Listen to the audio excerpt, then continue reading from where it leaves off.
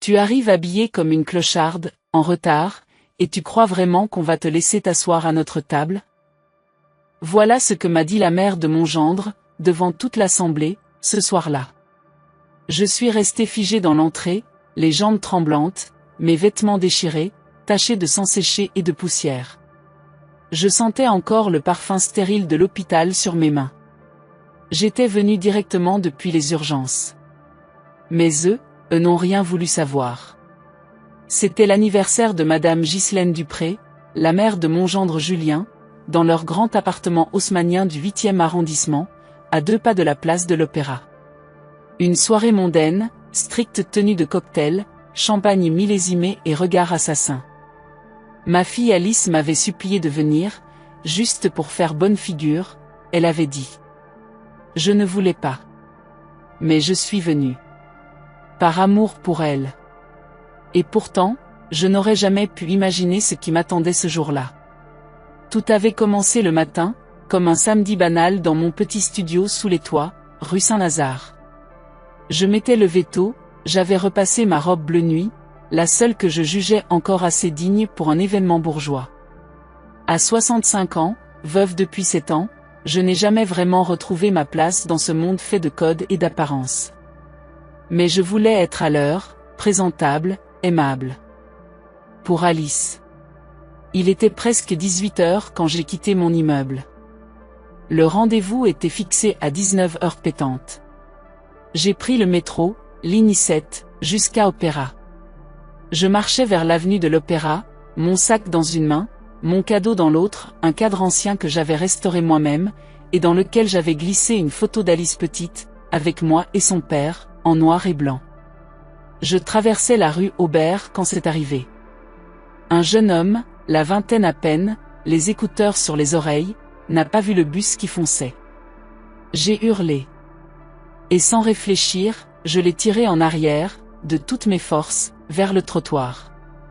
Je n'ai même pas eu le temps d'avoir peur. Le choc nous a fait tomber, moi sur lui sonner mes vivants. Le bus a freiné dans un crissement terrible, mais trop tard. Il aurait été tué sur le coup. Ma jambe a heurté violemment le bitume. Mon manteau s'est ouvert, s'est accroché à une grille métallique. Je sentais la douleur dans ma hanche, le sang couler sur mon mollet. Le garçon ne bougeait presque pas. J'ai crié pour appeler de l'aide. Des passants ont accouru. Les pompiers sont arrivés. Le SAMU aussi.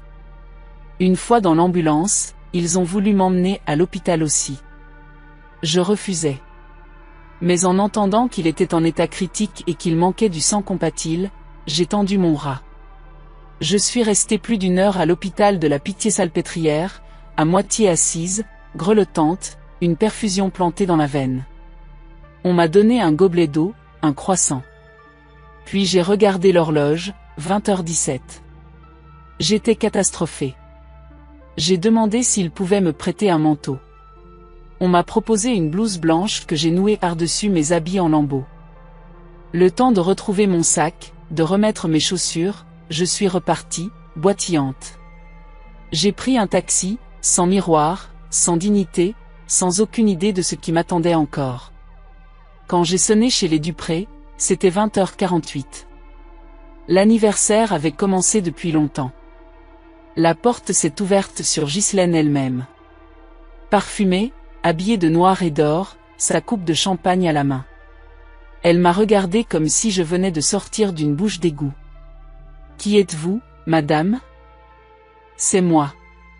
Claire, la mère d'Alice. Excusez mon apparence, il m'est arrivé quelque chose. Mais je suis venue.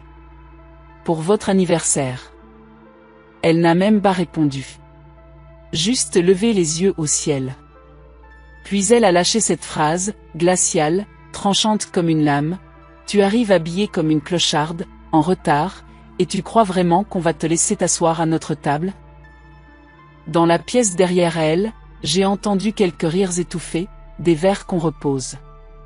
J'ai vu la silhouette de Julien, qui me tournait le dos. Et ma fille, debout près de la table, le regard vidé. Elle n'avait rien dit. À cet instant-là, je ne savais pas si je devais pleurer, partir, ou m'effondrer là, au pied de leur parquet ciré. Mais j'ai fait un pas en avant. Et si je vous disais qu'à cet instant précis, ma vie a basculé? Chers amis, si vous êtes encore là à ce moment de mon histoire, je veux vous poser une seule question.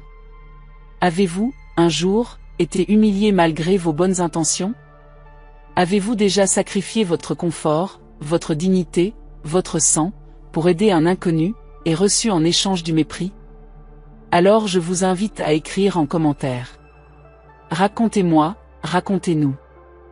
Que s'est-il passé? Que feriez-vous à ma place? Votre voix mérite d'être entendue. Et si vous voulez connaître la suite, restez avec moi. Car l'histoire ne fait que commencer. Je suis resté là, au seuil de leur monde doré, les mains tremblantes et le cœur lourd. Il faisait chaud dans l'appartement, une chaleur de fête, d'abondance, de plats en sauce et de vin trop cher. Mais moi, je grelottais. Pas seulement à cause de mes vêtements trempés de sueur séchée et de sang. Non. Je grelottais de honte, de rage contenue, de fatigue morale. Ghislaine s'est tournée, comme si elle allait refermer la porte sur moi. Mais derrière elle, une voix a jailli, basse, incertaine. Maman?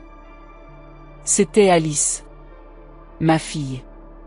Elle s'était approchée, les talons encore hésitants, la robe droite et impeccable, son chignon parfait légèrement défait comme si la soirée commençait déjà à l'user. Elle s'est figée en me voyant. Ses yeux ont glissé de mon visage à ma blouse de secours, puis à mes jambes écorchées. Un instant de silence. Puis elle a murmuré. Qu'est-ce qui t'est arrivé? Je n'ai pas su répondre. J'ai juste tendu le sac qui contenait encore le cadre, un peu cabossé, mais intact. Elle l'a pris, sans mots. J'ai vu ses lèvres trembler. Mais elle n'a pas pleuré. Derrière elle, son mari Julien, le costume parfaitement taillé, la chemise repassée avec une arrogance cruelle, s'est rapproché avec lenteur. Il avait ce regard, celui qu'il réserve aux livreurs qui arrivent à la mauvaise entrée. Tu aurais pu prévenir, dit-il. Ou au moins t'habiller convenablement. On est en train de recevoir des gens importants. Je l'ai regardé. Je n'ai pas répondu. Il ne méritait pas que je m'excuse. Il ne méritait même pas que je m'explique. Elle vient d'un hôpital, murmura Alice, comme pour me défendre. Mais c'était trop tard. Le mal était fait. Dans cette maison, les apparences étaient plus importantes que les vérités.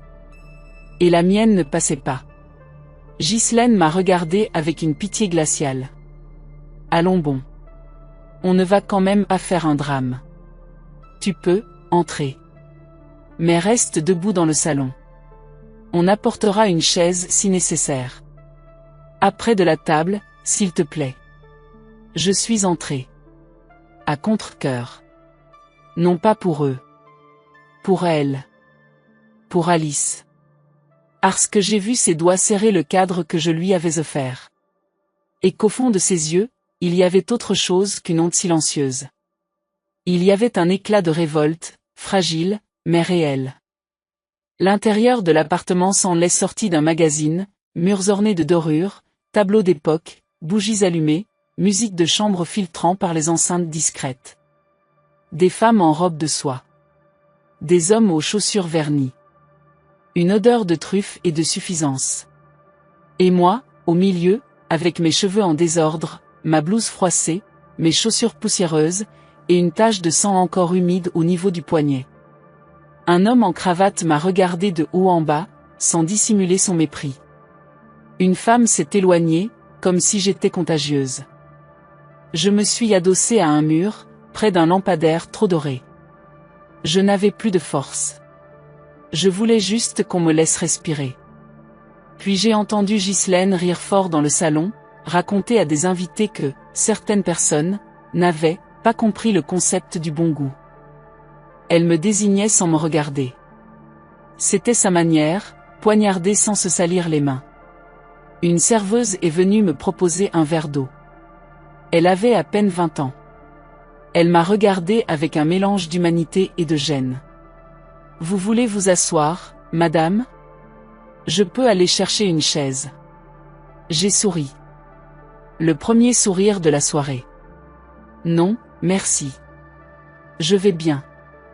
Mais je mentais. Mon corps me faisait mal. Ma hanche me lançait, ma tête tournait.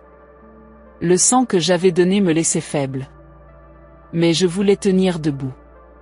Pour garder ma dignité. Car dans cet univers, c'était tout ce qui me restait. Au fond de la pièce, j'ai croisé le regard d'un vieil homme. Il semblait observer tout le monde, sans parler.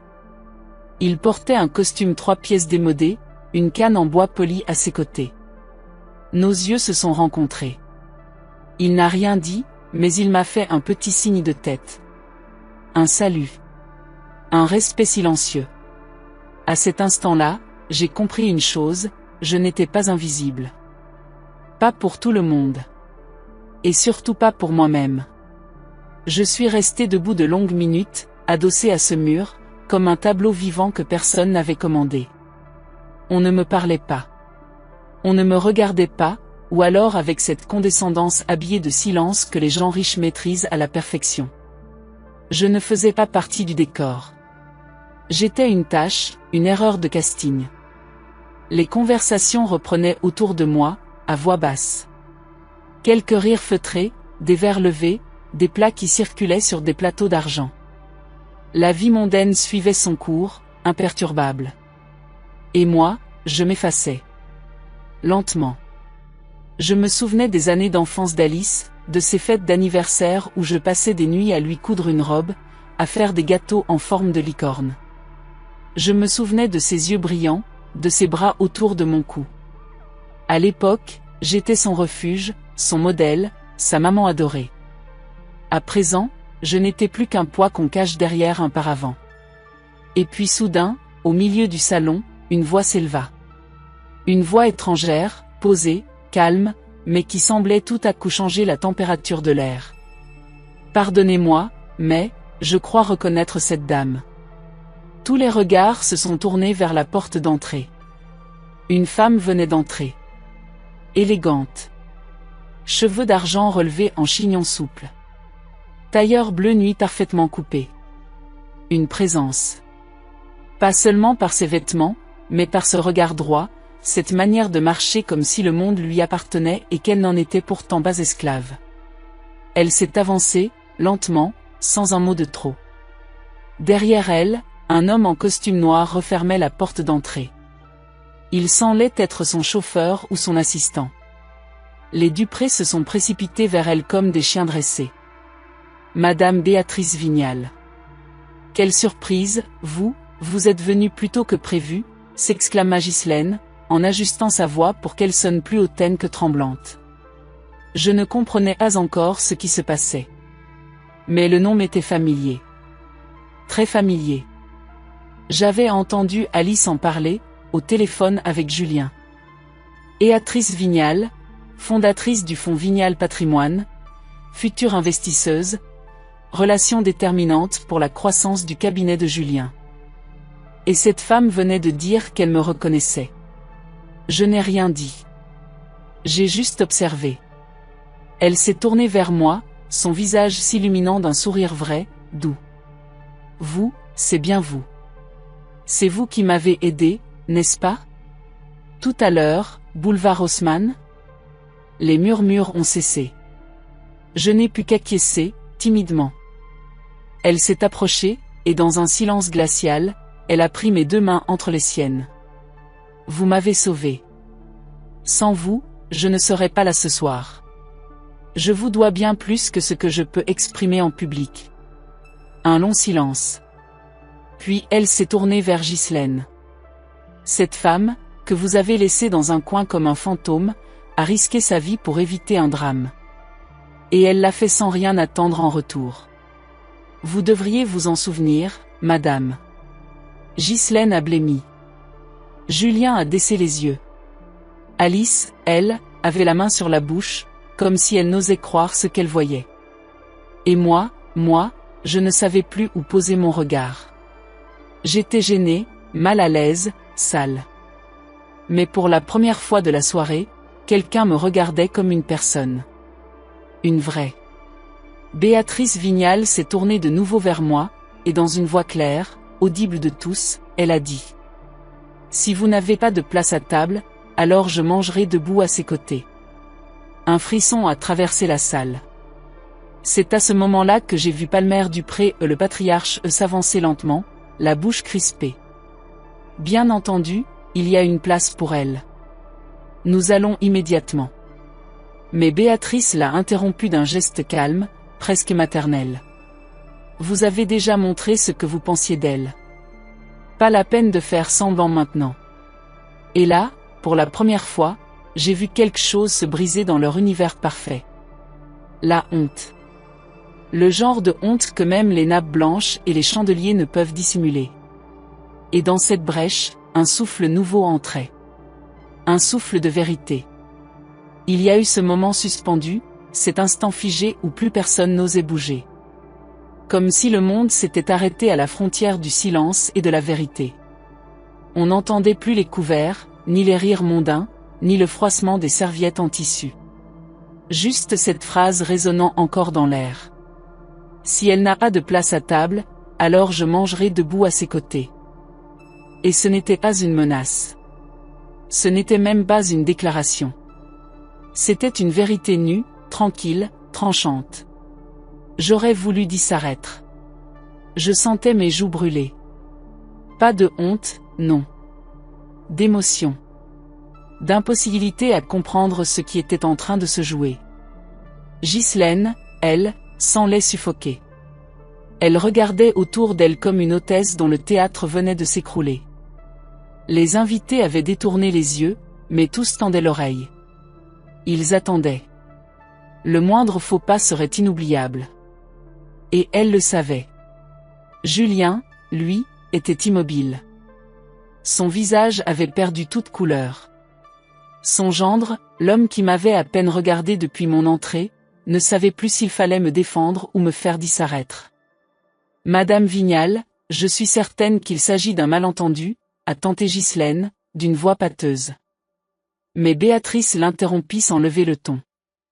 Le seul malentendu ici, c'est de croire qu'on peut traiter une femme avec autant de mépris et continuer la soirée comme si de rien n'était. Elle se tourna vers moi, et cette fois, s'adressa à moi seulement. Vous avez donné de votre sang. Vous avez risqué votre sécurité pour un inconnu. Je ne l'oublierai jamais. C'est un honneur pour moi de partager votre compagnie. Je ne savais que répondre. Les mots s'étaient envolés. Je sentais mes lèvres trembler. J'aurais voulu dire, ce n'est rien, ou, je n'ai fait que ce que n'importe qui aurait fait, mais ce n'était pas vrai. Les autres avaient regardé.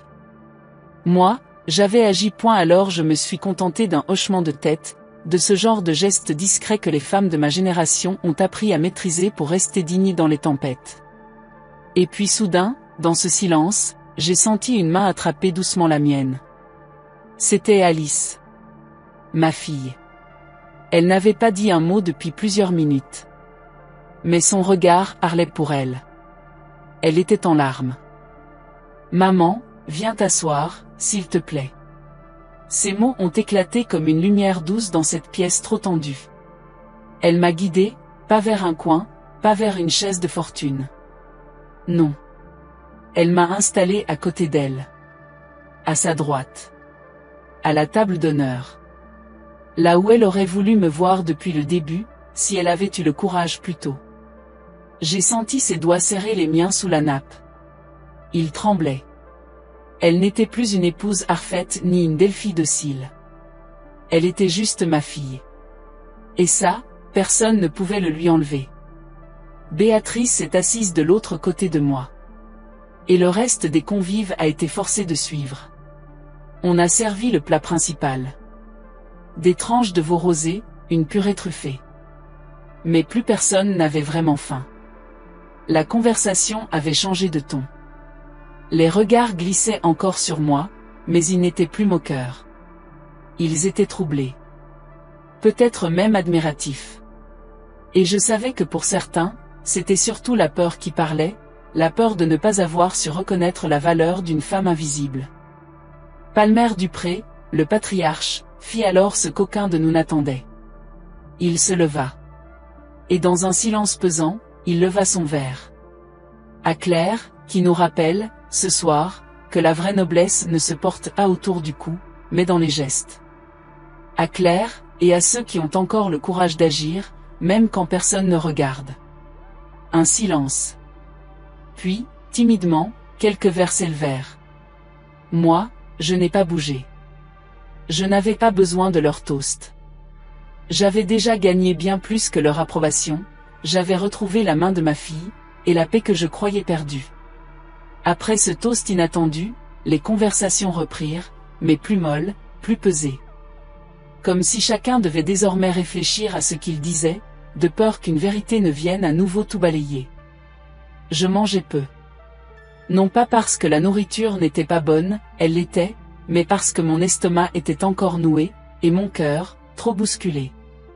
La voix intérieure qui m'avait si longtemps répété « Tais-toi, sois discrète, ne fais pas de vagues », s'était tue. Elle avait laissé place à une autre, plus rare, plus ancienne. Celle de ma jeunesse, celle qui disait « Tu es là. Tu as le droit ». Béatrice Vignal, elle, conversait posément avec les convives. Elle parlait peu, mais quand elle le faisait, chaque mot tombait juste. Elle avait cette autorité silencieuse, presque maternelle. Et pourtant, ce n'est pas à eux qu'elle consacra son attention. C'était à moi. « Claire, dit-elle entre deux bouchées, comment va votre jambe ?» Je sursautai un peu.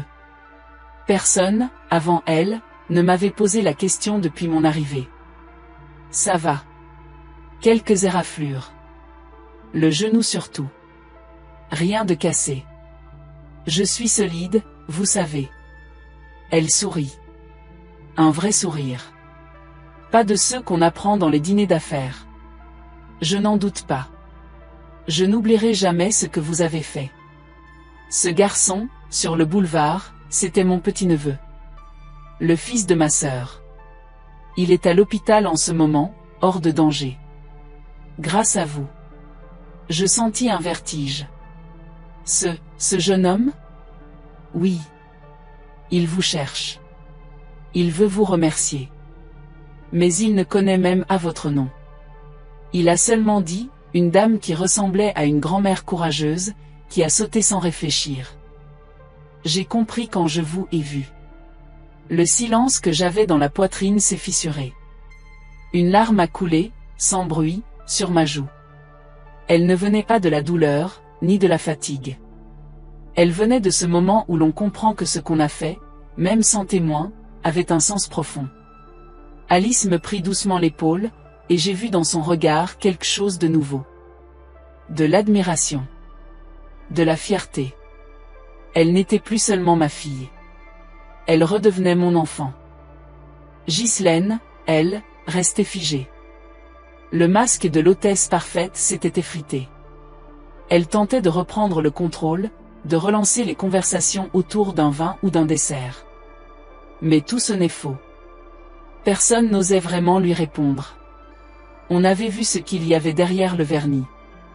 Alors elle fit ce que font souvent les gens qui perdent la main, elle m'ignora complètement.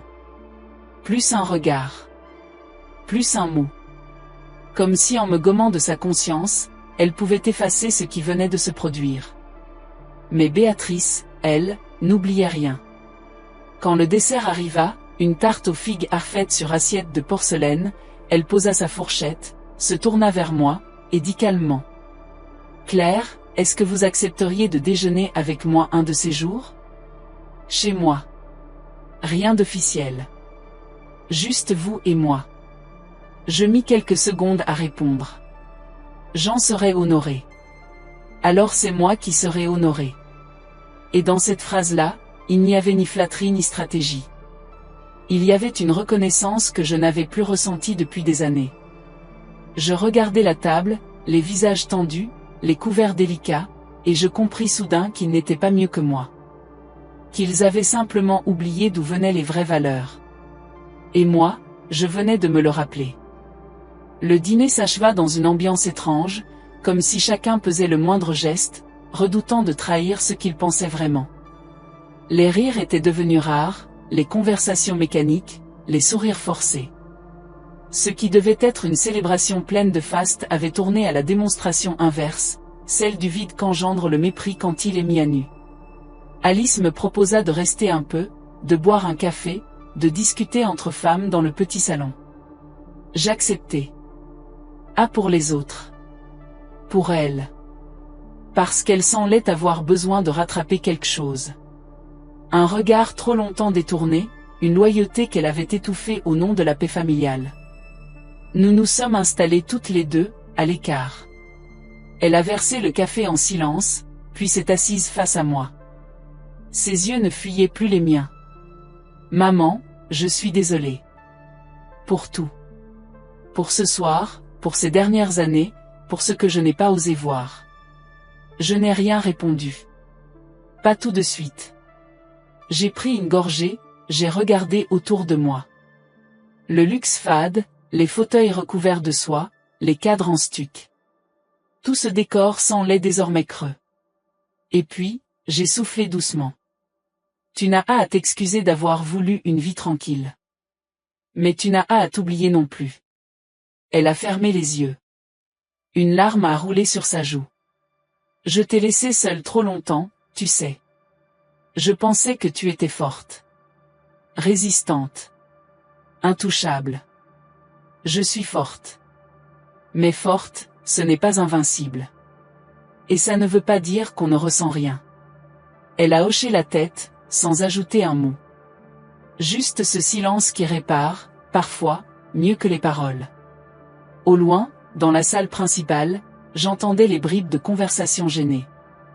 Béatrice Vignal discutait avec Palmer, avec ce calme poli mais tranchant qui disait « Je vous vois, je vous jauge, et je n'oublierai rien. » Il ne s'agissait plus de moi, maintenant. Il s'agissait d'eux. D'eux face à ce qu'ils étaient devenus. Je me levai doucement, posai ma tasse sur la soucoupe. Alice me regarda. « Tu veux déjà partir ? » « Oui. Il est temps. » Elle voulut me retenir. Mais je posai ma main sur la sienne. Ce soir, j'ai été traitée comme une paria, puis honorée comme une héroïne. Mais ce qui compte, ce n'est pas l'une ou l'autre de ces extrêmes. Ce qui compte, c'est ce que moi, je décide d'être, même quand personne ne regarde. Elle me serra fort dans ses bras. Pour la première fois depuis si longtemps, elle redevint ma fille. Pas la femme d'un avocat ambitieux, pas la Delphi d'une reine de salon. Juste, ma petite Alice. Quand je revins dans l'entrée, les invités s'étaient éparpillés en petits groupes. Certains feignaient de ne pas me voir, d'autres me souriaient timidement. Mais Béatrice, elle, s'approcha avec son élégance simple, sa voix droite. « Claire, attendez. Je vous raccompagne. » Je voulus refuser, mais son ton ne souffrait pas la négociation. Elle fit signe à son chauffeur. La porte s'ouvrit sur la nuit fraîche. Et là, devant le perron, elle posa une main sur mon épaule. « Vous savez, ce que vous avez fait ce soir, ça va bien au-delà d'un acte de bravoure. Vous avez mis un miroir sous leur nez. Et ce qu'ils y ont vu, ça les entra bien plus que tout ce que vous auriez pu dire. » Je baissai les yeux. Je ne savais pas si je devais me sentir fière ou triste. Et vous ? Qu'avez-vous vu, dans ce miroir ? Elle sourit. J'y ai vu une femme que j'aimerais garder dans ma vie. Si vous le voulez bien. Je suis montée dans la voiture avec elle. Et derrière nous, les fenêtres du salon brillaient encore. Mais pour moi, la lumière était ailleurs. La voiture glissait doucement dans les rues de Paris. Il était un peu plus de 23 heures, et la ville retrouvait ce silence noble qui précède l'aube. J'étais assise à l'arrière de la berline, à côté de Béatrice Vignal. Et pour la première fois depuis longtemps, je ne sentais ni gêne, ni honte, ni besoin de m'excuser d'exister. « Où puis-je vous déposer ?» demanda-t-elle, les yeux tournés vers moi avec bienveillance. « Rue Saint-Lazare, près de Trinité. Mon immeuble est au 6e, sans ascenseur, mais j'y ai mes plantes, ma radio, et mes souvenirs. C'est suffisant. » Elle sourit doucement. J'aime les endroits où les souvenirs vivent en paix. Nous avons roulé encore quelques minutes en silence. Puis, sans me regarder, elle reprit. Je vous ai observé, vous savez. Ce soir. Et vous avez tenu debout, alors même que tout vous invitait à vous effondrer. Vous savez ce que c'est, la vraie élégance? C'est ça. Je me suis tournée vers la fenêtre, pour cacher l'émotion qui m'envahissait. Ce qu'elle disait, je ne l'avais jamais entendu de la bouche de quiconque, pas même de mon défunt mari. Lui, il m'aimait à sa manière, mais il ne savait pas nommer les choses que j'endossais en silence. Quand la voiture s'arrêta devant mon immeuble, je m'apprêtais à sortir seule, mais elle me retint d'un geste délicat. Claire, une dernière chose. Je me rassis, les mains sur le sac en toile froissée qui contenait encore le cadre de la photo abîmée. Je suis censé signer demain un protocole d'accord avec la Société du Pré, leur fameux projet d'extension immobilière, vous en avez peut-être entendu parler. Ce soir a tout changé. Je la regardais, interloquée. Vous n'allez pas signer? Non. Je vais leur expliquer, clairement, que je ne peux pas soutenir des gens qui méprisent l'humain, qui humilient sans vergogne une femme qui représente justement les valeurs que j'exige dans mes partenariats. Elle marqua une pause, puis ajouta dans un souffle. Vous ne vous en rendez peut-être pas compte, Claire, mais vous m'avez rappelé pourquoi j'ai commencé ce métier. Pourquoi j'ai refusé tant d'offres brillantes, mais vides. Parce que je croyais encore que la décence avait sa place dans les décisions économiques. Ce soir, vous m'avez ramené à ça. Je sentais mon cœur battre dans ma gorge. Ah, par orgueil. Mais parce que je comprenais, à cet instant précis, que ma souffrance silencieuse, ma résistance, mon instinct de protéger même un inconnu, tout cela avait du poids. Un poids que je n'avais jamais revendiqué. Je sortis de la voiture, puis me retournai. Merci, Béatrice. Pas seulement pour ce soir. Mais pour m'avoir regardé, vraiment. Elle m'offrit un dernier sourire. Je vous appellerai demain. Et peut-être qu'un jour, nous ferons plus que déjeuner ensemble. Peut-être que nous construirons quelque chose. Ensemble. Et puis elle s'en alla, emportée dans le murmure discret d'un moteur bien réglé, comme une promesse qu'on laisse flotter dans l'air. Je gravis mes 6 étages à pied. Chaque marche semblait moins lourde que d'habitude. Le couloir sentait la cire et la solitude. Mais ce soir-là, en refermant la porte derrière moi, j'ai senti quelque chose que je n'avais plus connu depuis longtemps. J'étais rentré chez moi. Mais surtout, je revenais à moi-même. Le lendemain matin, je me suis réveillé tôt, sans réveil. Comme si quelque chose en moi avait sonné. Le silence de mon appartement me paraissait différent. Moins oppressant. Comme si les murs avaient retenu la force des mots de la veille, ou peut-être la douceur d'un regard qui ne juge pas. Je suis allé dans la petite cuisine. J'ai préparé mon café comme chaque matin depuis des années. Même tasse ébréchée, même gestuelle lente. Mais cette fois, j'ai mis 2 tasses sur la table. Je ne sais pas pourquoi. Peut-être par espoir. Ou peut-être par simple reconnaissance d'avoir été, enfin, traité comme quelqu'un qui mérite d'être attendu. Vers 10 heures, le téléphone a sonné. Mon vieux portable, que je laissais souvent en mode silencieux. L'écran affichait un numéro que je ne connaissais pas, mais je savais très bien qui appelait. Bonjour Claire, c'est Béatrice. Sa voix était calme, comme si nous étions de vieilles amies. Bonjour. Je voulais juste vous dire que le rendez-vous de ce matin avec les Dupré a été annulé. Officiellement pour restructuration de stratégie d'entreprise. Mais officieusement, vous savez aussi bien que moi pourquoi. J'ai fermé les yeux un instant. J'imaginais déjà la panique chez Ghislaine, les appels à répétition de Palmer, les justifications pathétiques de Julien. Je n'ai pas souhaité leur nuire, ai-je murmuré. Vous ne leur avez rien fait, Claire. Ils se sont révélés. Et moi, j'ai fait ce que ma conscience m'ordonnait de faire. Rien de plus, rien de moins. Un silence doux s'installa entre nous.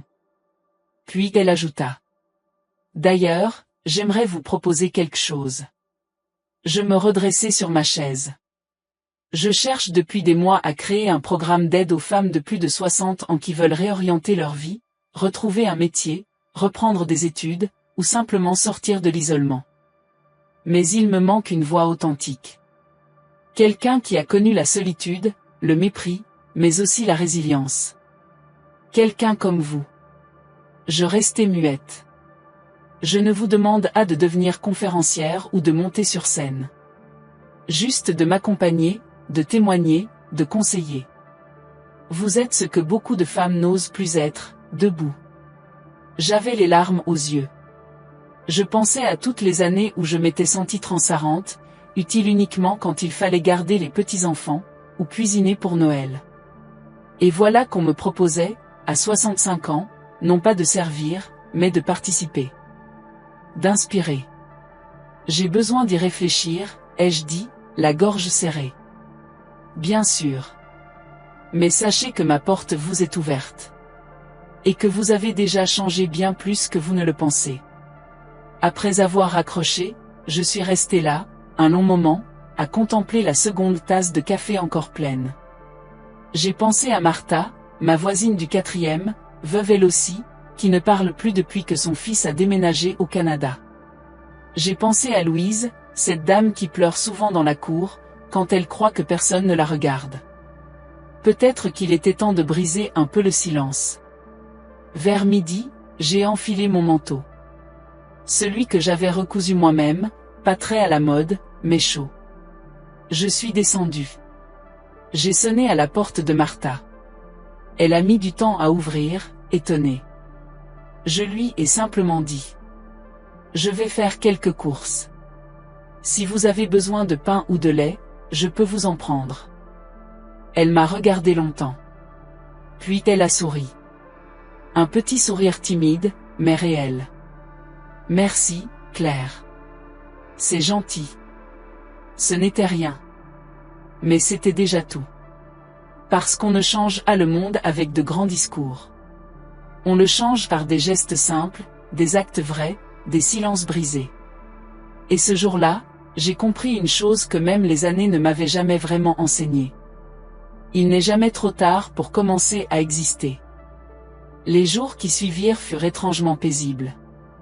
Je n'avais plus reçu de nouvelles de Ghislaine, ni de Julien. Même Alice gardait un silence prudent, comme si elle ne savait pas par quel bout me reparler. Et c'était bien ainsi. J'avais besoin de calme. De cette forme de vide qui n'est pas solitude, mais respiration retrouvée. J'ai passé du temps à marcher. Dans les rues grises de Paris, en longeant les vitrines de la rue des Martyrs, les bancs du square Montholon, les marchés de la rue Cadet. Je redécouvrais la ville comme une vieille amie, celle que j'avais trop longtemps traversée sans la regarder. Et puis un matin, une enveloppe glissée sous ma porte. Papier ivoire, calligraphie soignée. Une invitation. Déjeuner privé chez Béatrice Vignal samedi, 13h aux adresses confidentielles. Je souris malgré moi. L'adresse indiquée n'était pas un restaurant chic ni un hôtel particulier. C'était une maison discrète à Suresnes, sur les hauteurs, là où les maisons ont des volets qui claquent et des jardins qui sentent la glycine. Je sentais déjà que cette femme ne se contentait jamais des apparences. Je m'y rendis le samedi, en RER, puis à pied. J'avais enfilé une tenue simple, mais propre. Pas pour plaire. Pour me sentir droite. Et dès qu'elle m'ouvrit la porte, je sus que ce déjeuner n'avait rien de mondain. La table était dressée dans un petit jardin, sous une tonnelle tressée de vignes. Il y avait là 2 autres femmes, d'une 60aine d'années. L'une s'appelait Fabienne, ancienne couturière au chômage depuis la fermeture de son atelier. L'autre, Josiane, veuve d'un marin, logée en foyer social depuis la perte de sa pension. Béatrice les présenta simplement. Je pense que vous avez toutes quelque chose à vous dire. Et surtout, à construire ensemble. Nous avons mangé une quiche maison, une salade tiède, et un dessert aux poires. Rien de prétentieux. Mais chaque bouchée avait le goût de l'hospitalité vraie. Puis Béatrice prit la parole. Je veux lancer ce programme d'accompagnement. Pas une vitrine caritative. Un lieu pour redonner aux femmes leur pouvoir. Celui de transmettre, d'oser, de se reconstruire. Et pour cela, j'ai besoin d'ambassadrices du réel. De celles qui ont vécu, enduré, mais aussi aimé. Claire, je veux que vous en soyez le cœur battant. Je n'ai rien dit, d'abord. Le mot ambassadrice me semblait trop grand pour mes épaules voûtées par la vie. Et pourtant, dans leurs regards, ceux de Fabienne, de Josiane, de Béatrice, il y avait une confiance que je n'avais jamais reçue ni demandée. Alors j'ai simplement dit. Je ne promets rien. Mais je suis là. C'était assez. Elles ont souri. Et moi, j'ai senti quelque chose se réparer au creux de moi. Une faille ancienne, que je n'avais jamais osé nommer. Ce soir-là, en rentrant chez moi, Alice m'a appelé. « Maman, est-ce que je peux venir te voir demain ?» Sa voix était hésitante. Fragile. « Bien sûr. Tu veux déjeuner à la maison ? » Oui. Et, je veux te parler de tout ça. De ce qui s'est passé. De ce que je n'ai pas eu le courage de dire. Le lendemain, elle est arrivée avec une tarte encore tiède, une robe simple, et des yeux embués. Elle s'est assise en face de moi. Et pendant 2 heures, elle m'a tout dit. Ses doutes. Sa honte. Son mal-être dans cette famille où l'on devait être parfait même quand on souffrait. Je t'ai regardé ce soir-là, maman. Et j'ai vu une femme que j'avais oubliée. Une femme libre. Je n'ai pas pleuré. Je lui ai juste pris la main. Et dans ce petit appartement sous les toits, il n'y avait plus de rancune. Il n'y avait plus que 2 femmes. 2 générations. 2 cœurs enfin face à face. Les jours qui suivirent furent étrangement paisibles. Je n'avais plus reçu de nouvelles de Ghislaine, ni de Julien. Même Alice gardait un silence prudent, comme si elle ne savait pas par quel bout me reparler. Et c'était bien ainsi. J'avais besoin de calme. De cette forme de vide qui n'est pas solitude, mais respiration retrouvée. J'ai passé du temps à marcher. Dans les rues grises de Paris, en longeant les vitrines de la rue des Martyrs, les bancs du square Montholon, les marchés de la rue Cadet. Je redécouvrais la ville comme une vieille amie, celle que j'avais trop longtemps traversée sans la regarder. Et puis un matin, une enveloppe glissée sous ma porte. Papier ivoire, calligraphie soignée. Une invitation. Déjeuner privé chez Béatrice Vignal samedi, 13 h aux adresses confidentielles. Je souris malgré moi. L'adresse indiquée n'était pas un restaurant chic ni un hôtel particulier. C'était une maison discrète à Suresnes, sur les hauteurs, là où les maisons ont des volets qui claquent et des jardins qui sentent la glycine. Je sentais déjà que cette femme ne se contentait jamais des apparences. Je m'y rendis le samedi, en RER, puis à pied. J'avais enfilé une tenue simple, mais propre. Pas pour plaire. Pour me sentir droite.